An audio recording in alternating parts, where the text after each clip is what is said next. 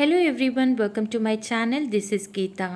ఈ వీడియోలో అల్లం ఆవకాయని ఎలా చేయాలో చూద్దాం. ఎంతో టేస్టీగా అల్లం ఫ్లేవర్తో ఈ ఆవకాయ చాలా బాగుంటుంది. ఈ టిప్స్ పాటిస్తూ చేసినట్టయితే సంవత్సరం అంతా రంగు మారకుండా ముక్క మెత్తబడకుండా ఉంటుంది. ఈ ఆవకాయ తయారీకి ముందుగా మనము పోపు పెట్టుకోవాలి. ఇందుకోసం నువ్వుల పప్పు నూనె కానీ లేదంటే పల్లి నూనె మాత్రమే తీసుకోవాలి. ఇప్పుడు స్టవ్ మీద వెడల్పాటి లోతైన పాత్ర తీసుకొని ఇందులో 900 గ్రాముల ఆయిల్ని అయితే యాడ్ చేసుకోవాలి. అంటే ఒక ఫుల్ ప్యాకెట్ ఆయిల్ అయితే మనకు సరిపోతుంది. నేను ఇక్కడ 3 కేజీల మామిడికాయ ముక్కల్ని తీసుకుంటున్నాను. అందుకు సరిపడా ఆయిల్ని అయితే తీసుకున్నాను. ఆయిల్ వేడెక్కిన తర్వాత 3 టేబుల్ స్పూన్ల జీలకర్రని యాడ్ చేసుకోవాలి. మీడియం ఫ్లేమ్లో ఉంచి మీరు పోపు పెట్టుకోండి. అలాగే 3 టేబుల్ స్పూన్ల ఆవాలని తీసుకోవాలి. 1 టీ స్పూన్ మెంతుల్ని మాత్రమే తీసుకోవాలి, లేదంటే చేదొచ్చేస్తుంది. ఇలా ఆవాలు జీలకర్ర చిటపటలాడుతూ ఉండగానే మీరు స్టవ్ ఆఫ్ చేసేసుకోవాలి. పోపుని ఏమాత్రం మాడనివ్వకండి. ఇప్పుడు స్టవ్ ఆఫ్ చేసుకొని ఆయిల్ అంతా కూడా గోరువెచ్చగా అయ్యేంత వరకు ఆగండి. ఇప్పుడు ఇందులోకి 750 గ్రాముల అల్లం పేస్ట్ని మాత్రమే తీసుకోవాలి. ఇప్పుడు కొద్దిగా మీరు అల్లం పేస్ట్ని ఆయిల్లో వేసుకొని చూడండి. నూనె వేడిగా ఉందో లేదో మీకు తెలుస్తుంది. గోరువెచ్చగా ఉన్నప్పుడు మాత్రమే మీరు అల్లంని యాడ్ చేసుకోవాలి. వేడిగా ఉన్నప్పుడు మీరు 1 స్పూన్ యాడ్ చేసినా కూడా ఇలా ఆయిల్ అంతా నురగతో మొత్తం అంతా కూడా పొంగిపోతుంది. కాబట్టి మీరు గోరువెచ్చగా అయ్యేంత వరకు ఆగండి. ఇలా ఆయిల్ గోరువెచ్చగా అయిన తర్వాత అల్లం పేస్ట్ని అంతా కూడా ఆయిల్లోకి యాడ్ చేసుకోవాలి. చూడండి, గోరువెచ్చగా ఉన్నప్పుడు మనము అల్లం పేస్ట్ని యాడ్ చేస్తే మనకేమీ పొంగడం లేదు. కాబట్టి మీరు ఈ టిప్ని పాటిస్తారని అనుకుంటున్నాను. అల్లం పేస్ట్ ఆయిల్లో యాడ్ చేయగానే ఉండలుగా అయిపోతుంది. కంగారు పడకండి. మనం ఇలా కలుపుతూ ఉండగానే చాలా చక్కగా ఆయిల్లో అయితే కలిసిపోతుంది. ఇప్పుడు ఈ పోపునంతా పూర్తిగా చల్లారనివ్వాలి. ఈ పోపు చల్లారేలోపు మనం మిగతా ప్రాసెస్ చేసేసుకోవచ్చు. ముందుగా మనము మామిడికాయలని శుభ్రంగా కడిగి తుడిచి తడి ఆరనివ్వాలి. ఏమాత్రం తడి లేనప్పుడు మాత్రమే ముక్కలుగా కోసుకోవాలి. ఇలా టెంక ఉన్న ముక్కలతో ఆవకాయ చేసినట్టయితే ముక్క మెత్తబడకుండా ఉంటుంది. అలాగే ప్రతి టెంక ముక్క పైన ఇలా ఒక చిన్న పేపర్ లాంటిదైతే ఉంటుంది. దాన్ని చేత్తో ఇలా తీసేస్తే ఈజీగా వచ్చేస్తుంది, లేదంటే నైఫ్తో కూడా తీసేసుకోవచ్చు. ఇక్కడ నేను అన్ని ముక్కలకి తీసి ఉంచుకున్నాను.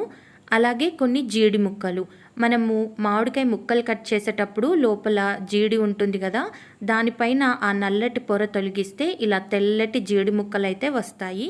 4-5 జీడి ముక్కల్ని వేయటం వల్ల పచ్చడి ఎక్కువ కాలం నిలువుండటమే కాకుండా రుచిగా ఉంటుంది.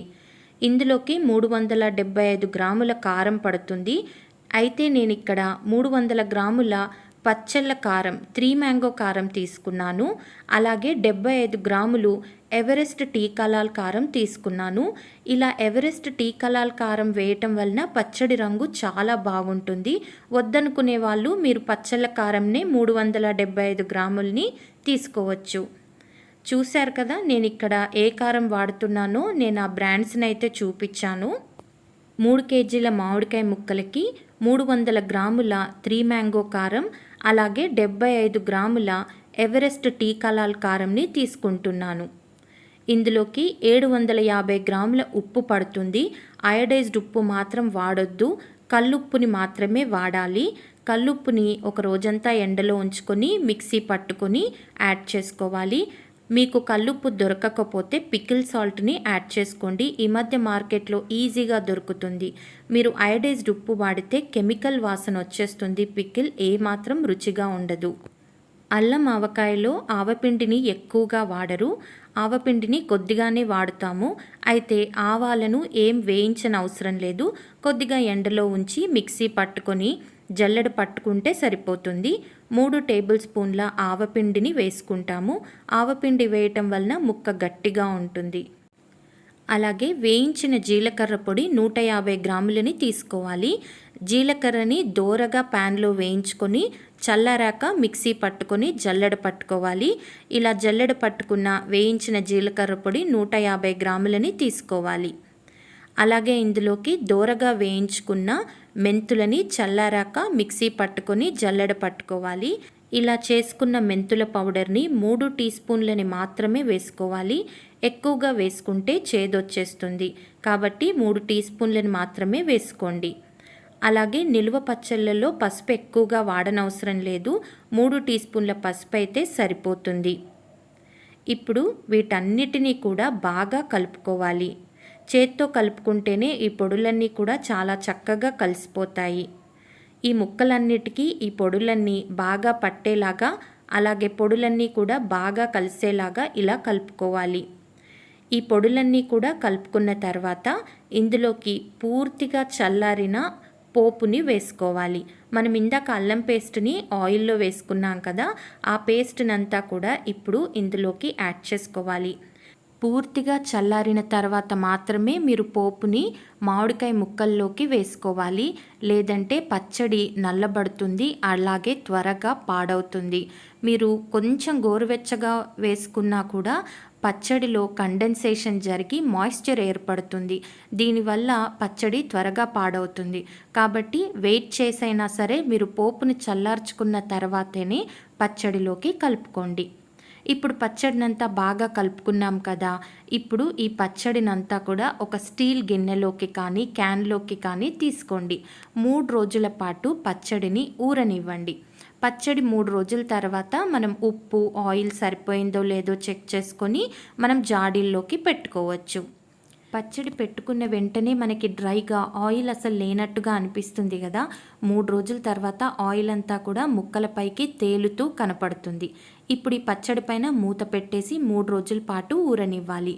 3వ రోజున మీరు పచ్చడిని చూసినట్టయితే చూడండి, మనం వేసుకున్న ఆయిల్ అంతా కూడా ఇలా ముక్కలపైకి తేలుతుంది. ఇలా ఆయిల్ పైకి తేలుతూ ఉంటేనే మనకు పచ్చడి ఎక్కువ కాలం నిలువ ఉంటుంది. ముక్కల పైన మీకు ఎప్పుడు కూడా ఆయిల్ తేలుతున్నట్టుగానే ఉండాలి. ముక్కలన్నీ కూడా ఆయిల్లో మునిగేలా ఉండాలి. అప్పుడే ఆయిల్ సరిపోయినట్టు. 3వ రోజున మనం ఇలా పచ్చడి మూత తీసిన వెంటనే పొడి గరిటతోని పచ్చడినంతా కూడా బాగా కలుపుకోవాలి.